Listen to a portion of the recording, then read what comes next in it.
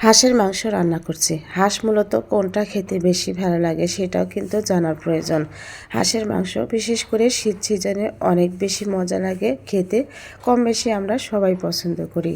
কিন্তু কোন হাঁসটা খেতে বেশি ভালো লাগে সেটা কিন্তু আমরা অনেকেই জানি না।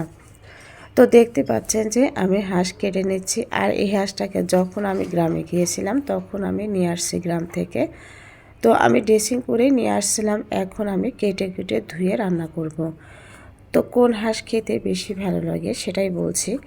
যে হাঁসটা দেখবেন যে বাড়িতে লালন পালন করা হয়, মানে পানির কোনো স্পর্শ নেই, শুধু খাঁচার মধ্যে পোষা হয়, সেই হাঁসগুলো যত ভালো খাবারই দেন না কেন ওই হাঁসটা খেতে অতটা ভালো লাগবে না।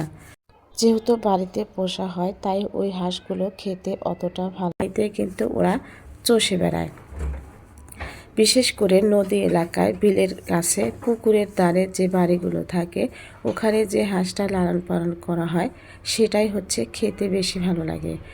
দেখা যায় যে নদীতে চড়ে বেড়ায়, শামুক, ঝিনুক, মাছ এগুলো খায়। এই হাঁসগুলো খেতে বেশি ভালো লাগে, কারণ মুক্ত হাওয়াতে তারা কিন্তু বড় হয়।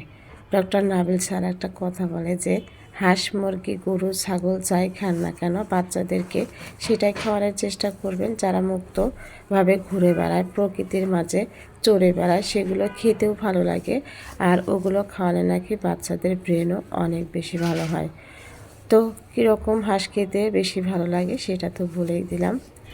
দেখবেন যে আপনি বাড়িতে পোষা হাঁস আর বিলে নদীতে চড়া হাঁস খেয়ে দেখবেন তফাৎটা, তখনই বুঝতে পারবেন যে কোন হাঁসটা খেতে কতটা মজা।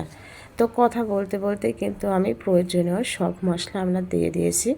আর হাঁস রান্না করা কিন্তু আমরা কম বেশি সবাই জানি।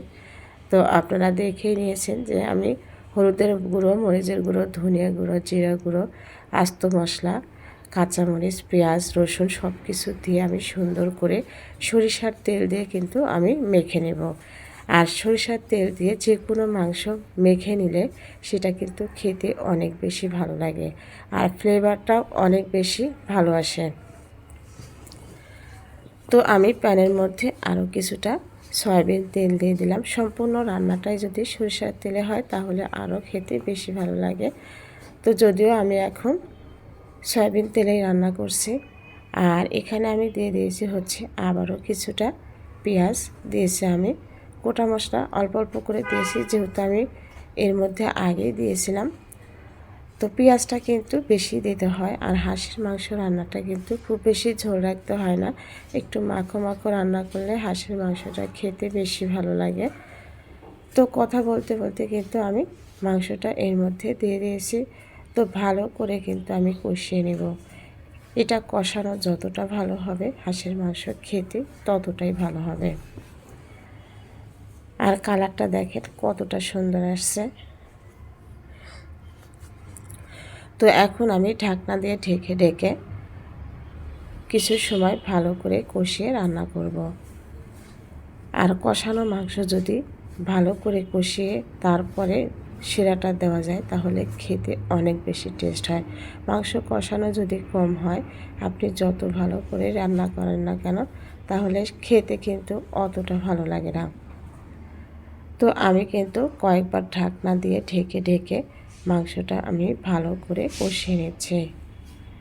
তো কষানো কিন্তু আমার প্রায় হয়ে গেছে। দেখেন তেলটা কিন্তু উপরে উঠে এসেছে, একদম সুন্দরভাবে কষিয়ে নিয়েছি। এখন আমি এর মধ্যে দিয়ে দিব হচ্ছে গরম পানি। যে কোনো মাংসের মধ্যে গরম পানিটাই দেওয়ার চেষ্টা করতে হয়, তাহলে টেস্টটা অনেক বেশি ভালো আসে।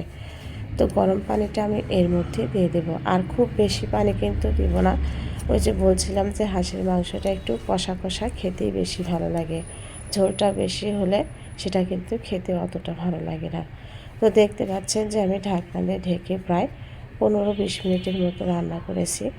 আর আমার তরকারির মধ্যে যে শিরাটা দেখতে পাচ্ছেন এটা কিন্তু মূলত চর্বি, অনেক বেশি চর্বি ছিল, মানে ঝোল ছিলই না, চর্বিটাই বেশি ছিল। তো আমার রান্নাটা কেমন হলো কমেন্ট করে জানাবেন। তো আমার হাজব্যান্ডকে তো খাওয়া শুরু করে দিয়েছে।